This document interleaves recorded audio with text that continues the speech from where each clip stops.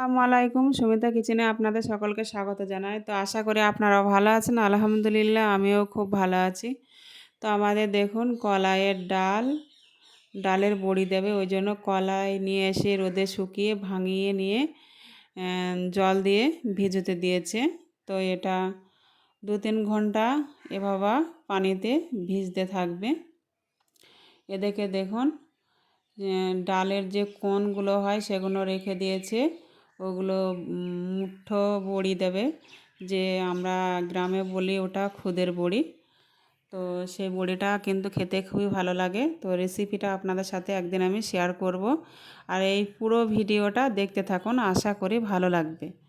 তো যেহেতু আমি ডালটা ভাঙা দেখাইনি আপনাদের, কিন্তু এই জলে আমার শাশুড়ি মা আগে থেকে ভিজতে দিয়েছিল।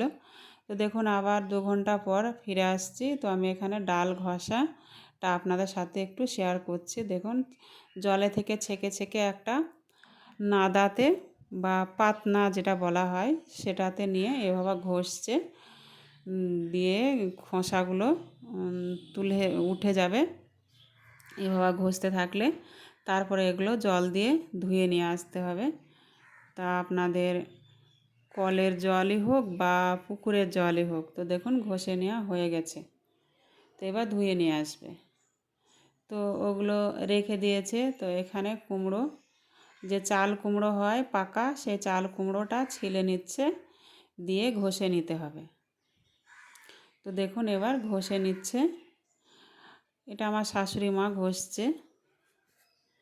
তো যেহেতু বড়ি উনিই দেয়, সব কিছু করে, আমি কিছু করি না, আমি বাইরের কাজগুলো সারি, রান্না বান্না এসব সারি। তো এভাবে কুমড়োগুলো সব ঘষে নেবে। তো ঘষে নিয়ে ধুয়ে নিয়ে মেশিনে ডাল বেটে নিয়ে এসেছে। আমাদের শিলনোড়ায় ডাল বাটা হয় না আর। তো মেশিনে থেকে ডাল বেটে নিয়ে এসেছে। তো ডাল বেটে নেওয়ার পরে যে কুমড়োর যে ঝুড়িটা হয়েছিল সেটা দিয়ে ভালো করে ডালের সাথে আগে মেখে নেবে, দিয়ে ভালো করে অনেকক্ষণ ধরে এটাকে ফাটাতে থাকবে। তো দেখুন ফেটিয়ে নিয়ে বড়ি বসাতে লেগেছে। তো অনেকগুলো বড়ি বসানো হয়ে গেছে অলরেডি। আগে ছাদের উপরে বড়ি বসাচ্ছে, তো আমি একটু এসে তুলে নিলাম বড়ি বসানোটা। তো দেখুন কত সুন্দর বড়ি বসাচ্ছে। এখানে আমার পিসি শাশুড়ি ডাল বাটা ফেনিয়ে দিচ্ছে, আর এদিকে আমার শাশুড়ি বড়ি বসাচ্ছে। তো দেখুন এখান থেকে অল্প অল্প করে নিচ্ছে আর বড়িগুলো মানান করে বসিয়ে দিচ্ছে।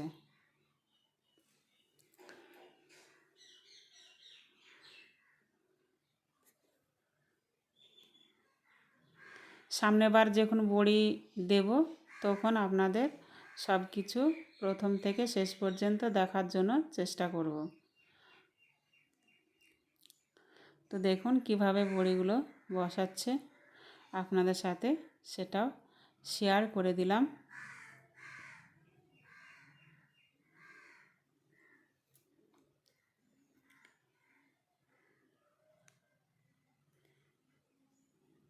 তো আমার শাশুড়ি মা কেমন বড়ি বসাচ্ছে অবশ্যই কমেন্টে জানাবেন। কমেন্টে জানালে ভালো লাগবে।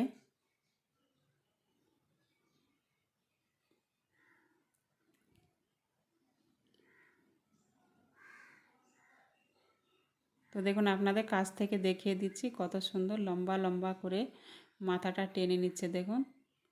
তো আমার এই ভিডিওটা ভালো লাগলে লাইক কমেন্ট শেয়ার সাবস্ক্রাইব করবেন। সুস্থ থাকুন, ভালো থাকুন, খোদা হাফেজ।